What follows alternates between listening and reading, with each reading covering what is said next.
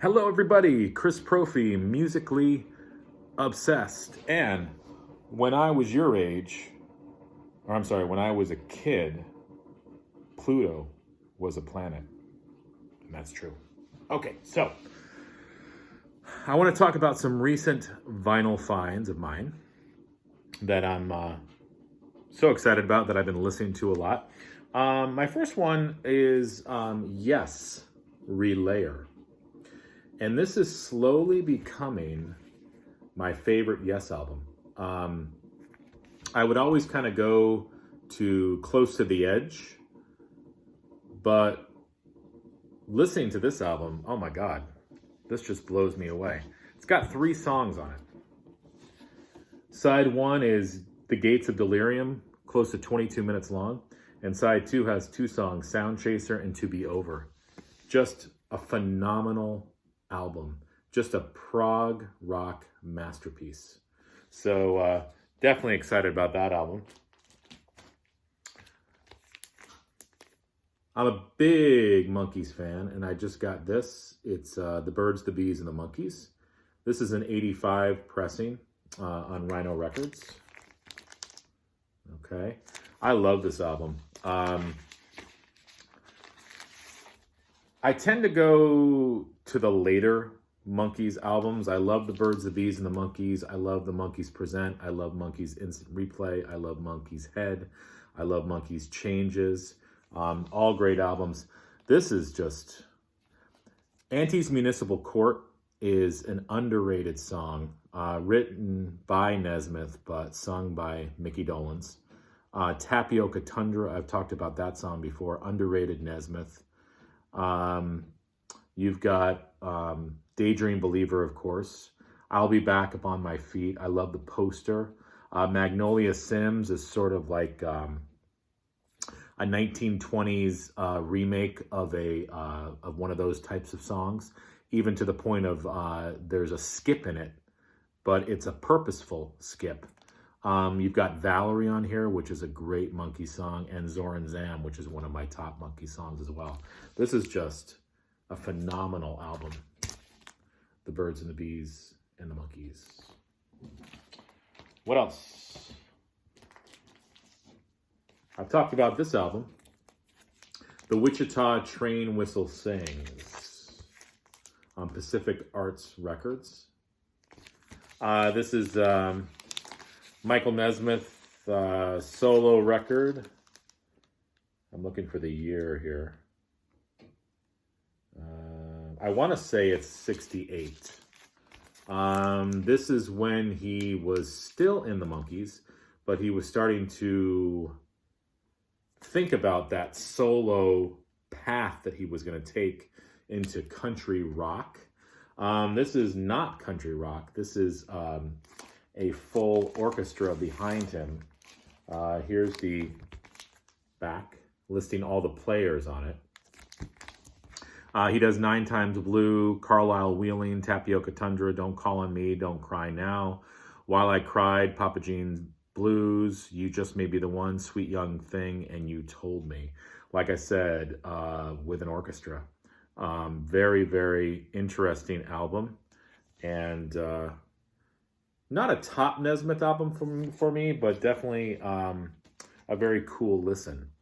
I've also picked up a few Gordon Lightfoot albums, later albums of his. Endless Wire. This came out in 1978. Not one of his strongest albums, but you've got some really good songs on here. I love Daylight Katie. I love Sweet Guinevere. I like Hangdog Hotel Room. What else? I like Songs the Minstrel Sang. If Children Had Wings and The Circle is Small. So, I mean, there are a lot of good songs in here. But in the Gordon Lightfoot discography, probably one of his weaker albums. But listen, a weaker Gordon Lightfoot album is probably better than some of the other stuff out there. So, still a really good album. Gordon Lightfoot, Dream Street Rose. This came out in 1980. Better than Endless Wire. This is the back. And I don't know if I've told you in past videos, I saw Gordon Lightfoot live at a local theater, and he was great. This has Sea of Tranquility on it, Ghost of Cape Horn, Dream Street Rose, all high caliber songs. If You Need Me, Make Way for the Lady, Mr. Rock of Ages, and then a remake of The Auctioneer. So this is a very, very, very strong later album by Gordon Lightfoot. If you like Gordon Lightfoot and you've never listened to this album, definitely check it out. I also got Gordon Lightfoot Shadows. This is one of my favorite Gordon Lightfoot albums, and this actually came out in '82. So it's a definitely a later Gordon Lightfoot album, but there are just some classic Gordon Lightfoot songs on here. This is the back. I mean, 14 Karat Gold, classic. In My Fashion. Shadows is one of my favorite Gordon Lightfoot songs. I love the keyboard little melody that they do in that. Blackberry Wine is great. Baby Step Back. Triangle is great. I'll Do Anything. So this is, even though it came out in 1982, it does not have the 1980s trappings on it. There's no sounds on it that really sort of, pigeonhole it as a 1980s album. The only thing I could think of is maybe the keyboard in the song Shadows. But other than that, this is classic Gordon Lightfoot. I just love that cover too. And then the last pickup is this album I actually had a while ago, but it was in crappy condition. I mean, the cover was falling apart. The album was actually very lots of crackles and pops, a very hissy sort of album. So I found a one in better condition.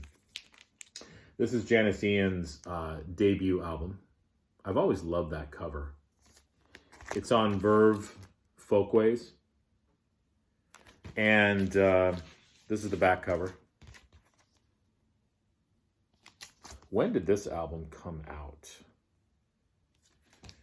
I am looking for a date. I should have figured this out before. The 60s I know. I just don't know exactly what date it was. But this is a classic Janis Ian album. I just was spinning this today, and almost every song is great. I mean, everyone knows Society's Child, but I love Go Away Little Girl. Hair of Spun Gold is a folk masterpiece.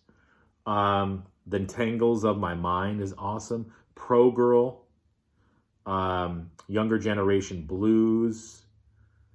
This is just a great folk rock album. And she was very young.